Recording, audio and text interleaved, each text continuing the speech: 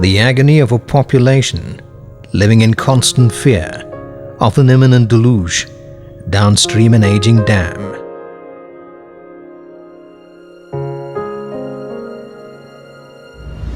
Water is a vital element that sustains life on this planet Earth. Our ancestors developed reservoirs to store vast amounts of water to support civilization. The structures erected for the purpose are called dams. Over the years, the size and shapes of dams have undergone tremendous dimensions, and their purpose diversified significantly, so as to include power generation. But are we asking too much for nature and making the most beneficial discovery of all times the most potent water bombs?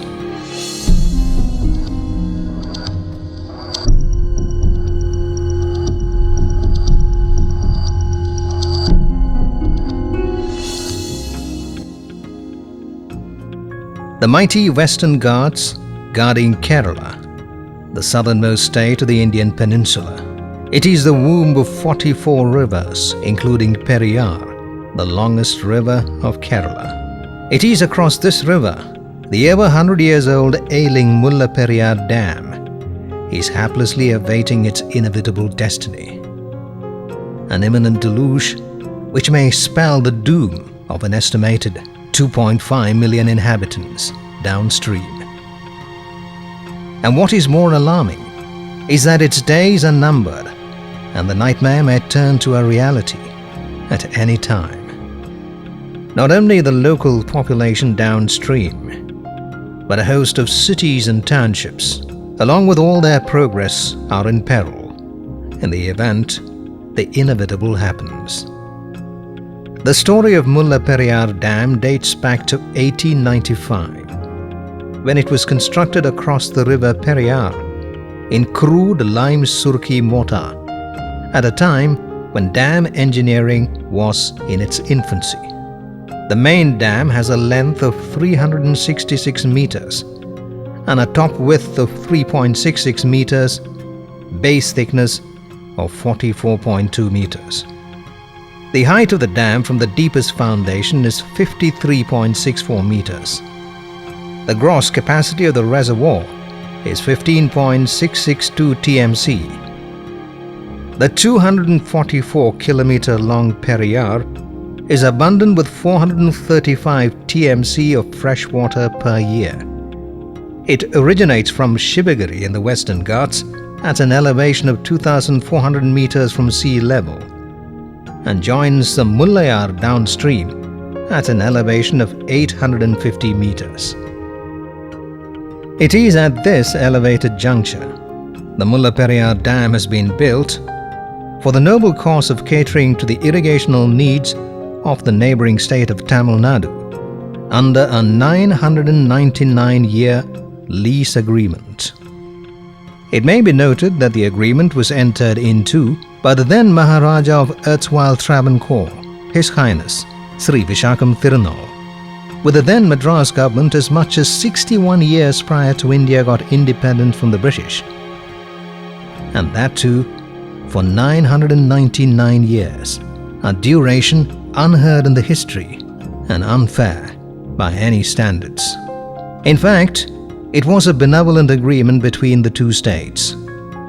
The agro producers from the land irrigated by this water have been serving the food needs of Kerala in a significant manner for years. A carelessly entered subsequent agreement by the two states allowed Tamil Nadu to generate electricity using the waters of Mullaperiyar. However, the fact is that the total economic advantage for Tamil Nadu is stated to be as much as rupees 7,250 million from agriculture and power generation per year, as compared to the meager annual income of rupees 1.03 million for Kerala by way of lease rent and fee, while risking the lives of 2.5 million people. Greed is just human. But what happened in the case of this dam is that it was stretched beyond limits, and no one is bothered about the fact that the dam was aging and weakening by the passage of time. So far, so good. But it's like milking a cow beyond its age and productivity. The structural weakness of this dam, which has outlived its lifespan by several years, was evident from its very inception. Even the British engineer Penny Cuick, who designed the Mullaperiyar Dam, had not guaranteed more than 50 years lifespan for it. It is true that there are more than 120 large dams that exist in India today, which are more than 100 years old. But the grim reality is that all these dams which have outlived their lifespan are equally prone to failures at any time, according to the experts.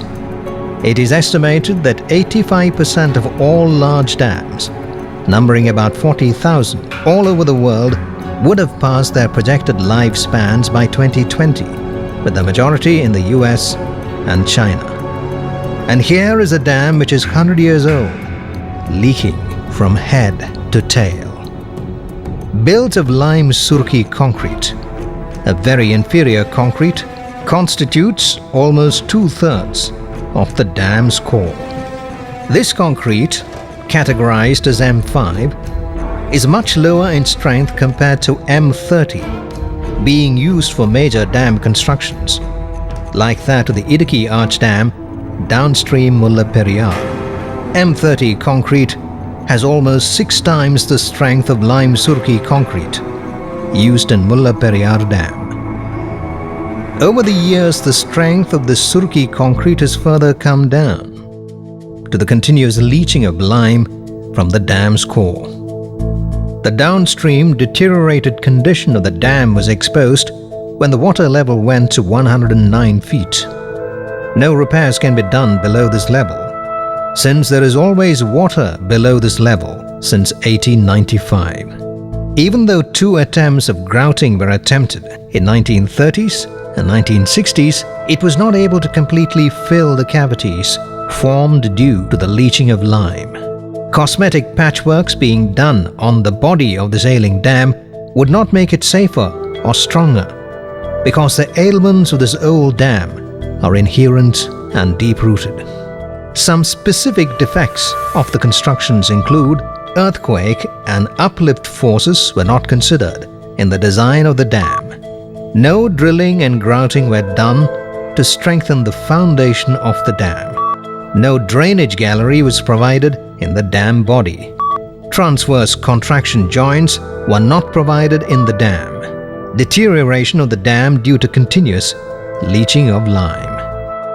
What makes the case of the Mullaperiyar Dam more startling is the fact that it is situated in an active fault zone, which makes it more vulnerable to failure in the event of an earthquake of moderate intensity. The dispute has been going on for quite a long time, but unfortunately, the authorities, they're not thinking about the fate of poor people in 4 districts. Let's say if something happens to the dam, some earthquake or something like that, they will simply be washed away.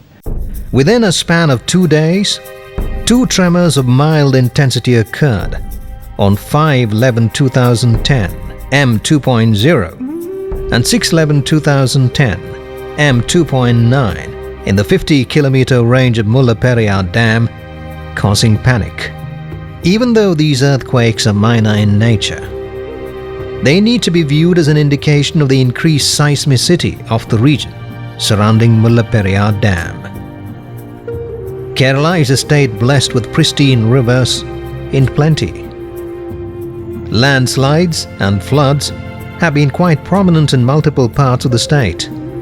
A heavy landslide is more than enough to cause high tidal waves that can easily disintegrate the entire dam.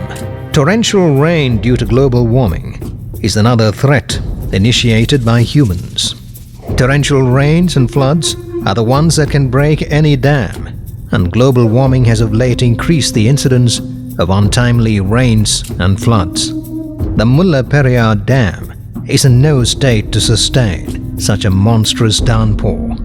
Amid this lingering fears, the water level continues to rise during every monsoon. The Three Gorges Dam, located in China, which is the world's largest hydropower project, has reached the highest water level in July 2010 due to torrential rain, which has affected over 38 million people and has resulted in over 1.3 million people being evacuated. The dam's failure can happen in two ways. One is due to the earthquake failure. Earthquake failure, what happens is dams, this heel means where this dam stands. If you are having the water in the dam like this is the portion where the dam's heel will be having tension cracks.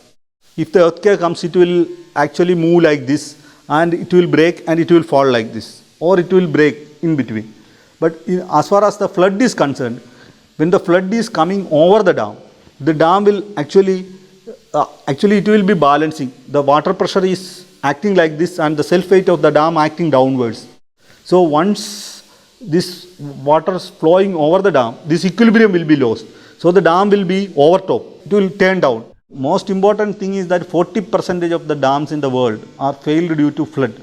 What is required for a catastrophic deluge in Mullaperiyar is a torrential rain or earthquake or landslide.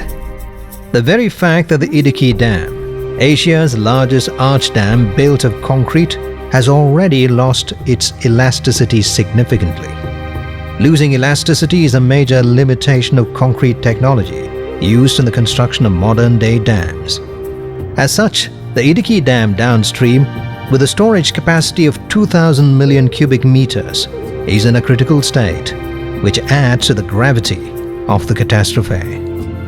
In the event of the collapse of the Mullaperiyar Dam, it will spell the dooms of the lives and properties of over 2.5 million people living downstream.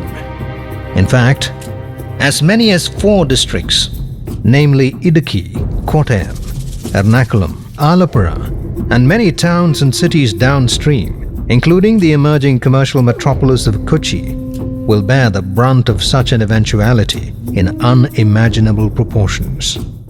We should prepare a comprehensive disaster management plan for facing such a disaster. For that, we have to carry out a systematic study of the geographic area that is going to be affected by this particular dam failure. And on the basis of that detailed study, we have to identify the spots where we will have to put warning system, and we have to identify the places where the people can be accommodated in the case of an emergency. The deteriorating condition of the dam and the resultant panic among the people living downstream prompted the Kerala government to appraise the central government of India about the state of affairs. The children go to sleep every night, fearing unpredictable flooding. நாங்கள் இங்கே வந்துட்டு 50 வருஷம் ஆச்சு. 50 வருஷத்துக்கு நாங்கள் வந்து 5 வருஷத்தில் dam கட்டினாங்க. இப்போ 35 வருஷமாக டேமும் கட்டுறேன்ட்டு ஒருத்தரும் கட்ட மாட்டேங்கிறாங்க. இங்கே வந்து கோடி ஜனங்க இருக்குது. கோடி ஜனங்க இருக்கும்போது மலையாளம் தமிழில் நாங்கள் எல்லாம் ஒன்று போல தான் ஜீவிக்கிறோம். இப்போ டேமு கட்டுறேங்கிறாங்க, டேமு கட்ட மாட்டேங்கிறாங்க. அப்போ அது எங்களுக்கு நீங்கள் தீர்மானித்து தமிழ்நாட்டுக்கு நாங்கள் இஷ்டம் போல தண்ணி கொடுக்குறோம். நீங்கள் எங்களுக்கு டேமை மாத்திரம் கட்டி கொடுத்தா போதும், எங்களுக்கு வேறு நீங்கள் ஒன்றும் செய்ய வேண்டாம். The recent years witnessed a spate of massive public uprisings on the issue. The agitation for a safer Mullaperiyar is now 1,500 days old.